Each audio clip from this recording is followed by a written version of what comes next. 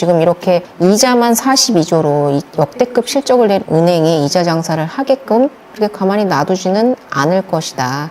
그렇기 때문에 실질적으로 올해는 이자에 대한, 대출 금리에 대한 그런 인하의 효과를 체감할 수 있는 그런 한 해가 될 것이라고 저는 생각이 들고, 그런 의미에서 2월 달에 금리 인하도 가능성 높지 않을까라는 생각이 듭니다. 금리, 대출 금리 좀 빨리 내려주십시오.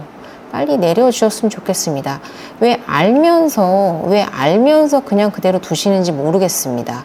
이제까지 금융당국에서 은행들이 이자 장사를 했다는 것을 알지 못하는 것이 아니셨을 텐데 왜 이제까지 그냥 두셨는지에 대해서는 반문하지 않을 수 없다, 이렇게 말씀을 드리겠습니다. 네. 안녕하세요. 담백한 경제 2%입니다. 네. 오늘 아침에는 잠깐 잡담을 하는 라이브 방송을 켰는데 가끔씩 게리라로 방송을 킬 때마다 들어와 주시는 구독자 여러분 감사드립니다. 오늘은 기준금리 결정 발표일이었는데 제가 인트로에서 지난 2월 9일 날 방송했던 제 방송분을 다시 한번 보여드렸는데 2월 달에 금리 인하할 것으로 예상이 되고, 그리고 올해는 그 4대 금융지주가 작년에 42조라는 역대 최대의 이익을 거둔 것을 두고 이자 장사를 하도록 가만두지는 않을 것이다 라고 제가 말씀을 드렸는데, 그래서 올 한 해는 금리가 인하되는 것을 실질적으로 체감할 수 있는 한 해가 될 것이다, 이렇게 말씀을 드렸는데, 우선 기본적으로 2월달 한국은행 금리는 인하가 됐습니다. 사실 지금 상황에서는 금리를 인하할 수밖에 없는 게, 지금 뭐 탄핵 정국이라는 좀 불안감이 없지 않지만 금리를 인하했음에도 불구하고 그렇게 환율이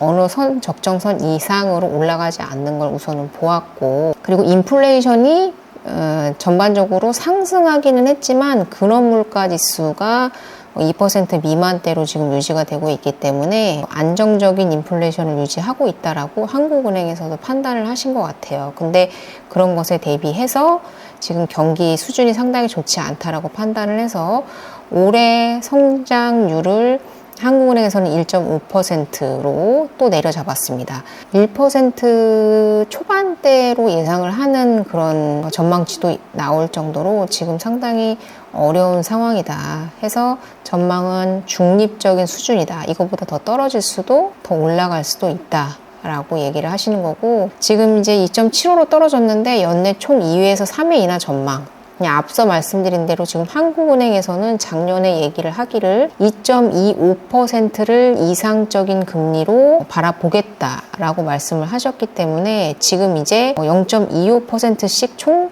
2번 내려서 2.25로 가거나 2%포인트까지 떨어질 수 있기 때문에 이 3회까지 인하하겠다라는 것은 지금 이상적인 금리를 2%포인트까지 내려잡았다라고도 말할 수 있을 것 같습니다. 이상적인 금리를 2.5%로 잡았다가 2.2%로 내렸고 연내에 총 3회까지 인하가 가능하다라고 얘기를 하는 거 보면 추가적인 인하라고 본다면 2%대까지도 예상을 해볼 수 있고, 만약에 오늘 2월 달에 내린 금리 인하까지 포함해서 3회라면 기존에 말씀하신 이상적인 금리인 2.25%까지 금리를 인하할 것으로 추측이 된다. 지금 사실 미국 같은 경우에는 금리 인하를 아예 하지 않을 수도 있는 그런 지금 상황까지 가고 있는데, 아무래도 관세를 올리다 보니까 그 미국 자국 내에서는 관세라는 세금이 붙어서 물건이 들어오기 때문에 기본적으로 인플레이션의 그런 상승 압박 때문에 금리 인하를 고려하지 않겠다라는 것이 지금 연준의 입장이고, 우리나라 입장에서는 사실 환율이 지금 당장 떨어지는 것보다는 저는 이렇게 고환율을 유지하는 것이 오히려 더 낫지 않을까 생각을 해요. 왜냐하면 지금 미국발 관세 전쟁으로 인해서 지금 우리가 내야 되는 세금의 비중이 상당히 높아지고 있는 상황에서 환율까지 떨어진다면, 워낙 강세까지 일어나게 된다면 우리나라의 그런 제품의 경쟁력이 더욱더 악화되는 것이라고 생각을 해요. 그나마 지금 환율 약세가 유지가 되면서 수출을 해도 어느 정도의 수익이 발생하고 있는 구조인데, 그나마라도 환율이 워낙 강세로 변화가 된다면 지금 상황에서는 썩 좋지 않은 방향이 될 수도 있겠다 왜냐하면 우리나라 지금 내부 인플레이션은 잘 잡히고 안정적으로 유지가 되고 있기 때문에 이런 상황에서 굳이 환율을 떨어뜨려서 수출하고 있는 기업에 부담을 줄 필요가 있나라는 생각이 들기도 해요. 그래서 아마도 고환율을 계속해서 유지해 나갈 가능성도 있지 않을까라고 생각이 듭니다. 그리고 이제 다음번 통화 정책은 이제 4월 17일 날 있는데요. 이창용 하는 총재께서 뭐 빨라야 5월 달 정도의 금리 인하를 고려해보겠다라고 말씀을 하셨어요. 우선은 뭐 가봐야 알겠지만 중반, 후반 정도에 한 번씩 생각을 해본다면 한 5월 달 정도의 금리 인하가 있지 않을까라고 생각을 합니다. 그래서 추가 기준금리 인하 시기는 여러 상황을 본 뒤에 결정을 하겠다라고 이렇게 얘기를 하고 있고요. 그리고 대출 금리 제가 정말 이제는 왜 대체 금리가 이제 세 번째 내려갔죠. 금리가 내려가고 있는데 기준금리가 내려가고 있는데 왜 대출금리는 내려가지 않는 것이냐. 그게 물론 이복형 금감원장의 가계부채를 줄이기 위해서 대출을 규제하는 것을 은행에게 맡겼는데 그것을 이자 장사를 하지 못하게 하니까 대출을 아예 그냥 막아버렸단 말이에요. 근데 지금 대출이 풀렸잖아요. 그러니까 다시 이자를 올리는 방식으로 지금 대출을 규제하고 있는 상황이라서 어찌됐건 정부의 정책으로 인해서 은행에서도 나쁠 것도 사실 없는 것이 금리를 인하하면서 역대 최고의 실적을 올리고 있는 상황인데다가 정부의 방침이 가계빚 2,000조 곱비 죄는 금융당국 이렇게 대출 규제를 하는 것이 정부의 방침이기 때문에 은행에서는 대출 이자를 올려가지고 우리가 규제를 할게 그 대출을 안 내줄 수는 없잖아. 우리도 장사를 해야 되는데 그러니까 대출 금리 올릴게 이렇게 되는 상황이란 말이죠. 사실 그래서 정부의 압박에 의해서 대출 이자를 올린 것도 사실이지만 거기에 편승을 해서 이자 장사를 한 것도 맞다. 그래서 김병환 금융위원장께서 대출금리에도 시장 원리에 맞춰서 금리를 인하할 때가 됐다. 이제 그만 내려. 장사 그만해. 라고 이제 얘기를 하고 있는 것이죠. 그래서 은행 이자 장사. 제가 그때 지난번 방송에서 말씀드린 대로 은행의 이자 장사 더 이상 그냥 좌시하진 않을 것이다. 라고 말씀을 드렸는데 칼을 빼든 금융당국. 그렇게 해서 전국의 20개의 금융기관들을 하나하나 검토해서 이자 장사에 제동을 걸겠다고 합니다. 그래서 실질적으로 대출 금리의 인하를 조금 체감하실 수 있지 않을까라는 생각이 들어요. 근데 그렇다고 해서 지금 이렇게 이자가 좀 내려갈 거라고 해서 집을 구매하시는 것을 뒤로 늦추지는 않으셨으면 좋겠습니다. 차라리 대출을 변동금리로 받아서 추후에 금리를 낮추거나 대환하는 방식으로 갈아타기를 추천드리고요.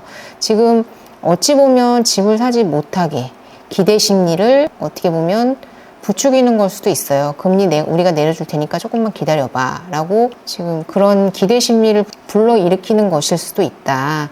근데 지금 상반기에 집을 매수하지 않겠다라고 생각이 들면 제가 봤을 때는 3, 4년간은 집 매수하실 생각 하지 않고 기다리시는 것을 추천드리겠다. 그렇기 때문에 6월달 재산세 기준이 되는 6월달 전에 또는 스트레스 DSR이 시작되는 7월달 전에 집을 매입하시기를 추천드리고 그리고 충분히 변동금리로서 이자는 변동시킬 수 있는 부분이기 때문에 그리고 충분히 그리고 갈아타기 할 수 있는 부분이기 때문에 기다리지 마시고 지금부터 시작하셔라 라고 말씀을 드리겠습니다. 네. 그래서 대출이자가 아직도 4%, 5%대예요. 대출 금리의 기준이 되는 조달 금리인 코픽스 금리는 계속 내려가고 있는 상황인데 대출 금리는 올려가고 있는 상황이라 은행에서 자율적으로 영업점의 우대 금리를 어떻게 주느냐에 따라서 이자율이 책정되는 것인데 이 가감 조정 금리가 3%대에서 지금 불과 5개월 만에 1%포인트대로 떨어졌습니다. 이렇다 보니까 기준금리가 내려갔음에도 불구하고 은행 자체적인 그런 우대금리를 적게 줌으로 해서 지금 우리가 느끼는 금리는 오히려 상승했다. 결론적으로는 은행에서 이자 장사를 하고 있는 게 맞기 때문에 금융당국에서 직접 점검을 하겠다. 라고 얘기를 하고 있는 거고요. 근데 또 가계빚이 2,000조가 눈앞이라 대출은 쪼여야 되는 상황인데, 그렇다고 은행에다가 대출을 막으라고 했더니 금리를 올려서 자기네들만 배불리고 있어. 그렇다고 대출이 양이 줄어드는 것도 아니야. 양은 늘어나고 있는데 대출 금리를 올렸더니 은행만 배가 부르는 상황이에요. 이렇다 보니까 대출 이자 장사를 하지 못하게는 하지만 대출 빚은 또 줄여야 하기 때문에 이런 기금 대출에 대한 금리를 추가적으로 인상을 하겠다라고 발표를 했어요. 근데 저는 이거는 잘하는 거라고 생각을 하는 게, 지금 현재 기금 대출, 디딤돌 대출과 버팀목 대출, 보금자리론, 뭐 여러 가지, 뭐 특례보금자리론 여러 가지가 너무 싸요. 이자가 너무 싸서 기준금리의 절반에도 못 미치는 금액으로 지금 대출을 내주고 있는 경우도 있기 때문에 이런 이자에 대한 부담은 조금 올려주는 것이 맞다라고 생각이 들고요. 그래서 저는 이 부분은 잘한 것이라고 생각을 하고, 그것에 더불어서 대출 이자 지금까지 방치해놓고 모르는 척 했던 것에 대해서는 금융당국이 정말 잘못한 일이지만, 지금에서라도 대출 이자를 금융당국에서 직접 점검하겠다라고 얘기하는 것은 잘된 일이다. 근데 조금 눈 가리고 아웅하는 것 같은 느낌이 들기는 해요. 이제까지 뭐하고 이제사라는 생각이 사실 들기는 합니다. 근데 반대로 지방 미분양 주택 사면 디딤돌 버팀목 대출 금리를 0.2%포인트 내려주겠다고 하는데요. 저는 이거 의미 없다고 생각을 해요. 그러니까 버팀목하고 디딤돌 대출로 0.2%포인트 금리를 내려준다고 미분양 주택을 사겠습니까? 네. 여러분들이라면 0.2%포인트 혜택 받으려고 미분양 주택 사시겠습니까? 저는 그렇게 생각하지 않고요. 양도세에 대한 면제 카드가 나와야 한다. 그 양도세에 대한 면제 카드가 나오지 않고서는 이런 거 아무리 백날 대출 풀어줘 봤자 기대 심리가 없는데요. 집값이 오를 거라는 기대 심리가 없는데 집을 왜 사겠습니까? 싸게 살 수 있는 것이 중요한 게 아니고 내가 이득을 얻고 팔 수 있다라는 기대 심리가 중요한 거거든요. 그러니까 반포나 성수동 그리고 이런 잠실 같은 곳이 그렇게 비쌈에도 불구하고 계속해서 오르는 이유는 그거보다 더 비싸게 상승할 거라는 기대 심리 때문에 오르는 거란 말이죠. 근데 버팀목 디딤돌 대출을 내려준다고 한들, 그리고 달랑 0.2% 내려준다고 한들 미분양 주택을 사지는 않을 것이다. 사실 뭐 전세는 들어갈 수 있겠죠. 전세는 들어갈 수 있겠지만, 근데 사면 0.2%포인트거든요. 근데 이 버팀목 대출은 전세자금 대출인데, 그러면 디딤돌로 사신 분들 버팀목도 내주겠다는 소리인지, 이거는 모르겠네요. 그렇습니다. 그래서 한국 가계 빚이 2,000조가 눈앞이라고 하는데요. 제가 여러 번 이 표를 보여드렸는데, 이게 우리나라의 가계부채 상승 그래프입니다. 그래서 2010년도부터 보시면 이 그래프의 폭발적인 상승이 얼마나 빠른 속도로 올라가고 있는지 알고 계실 거고요. 그리고 지금 이 꺾이는 것 같은 느낌이 드는 이 지점이 윤석열 정권이 들어온 지점입니다. 그래서 얼마나 윤석열 정권이 들어와서 대출을 안 내주고 있는지 이 부분에 대해서는 꼭 짚고 넘어가셔야 할 부분이다 라고 생각을 합니다.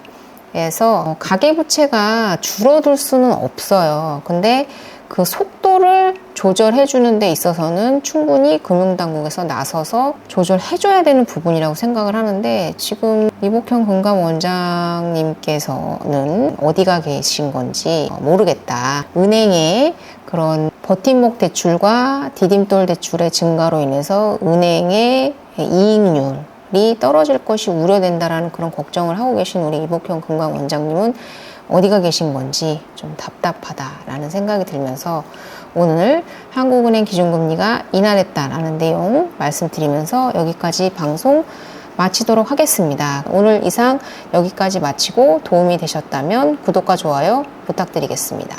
감사합니다.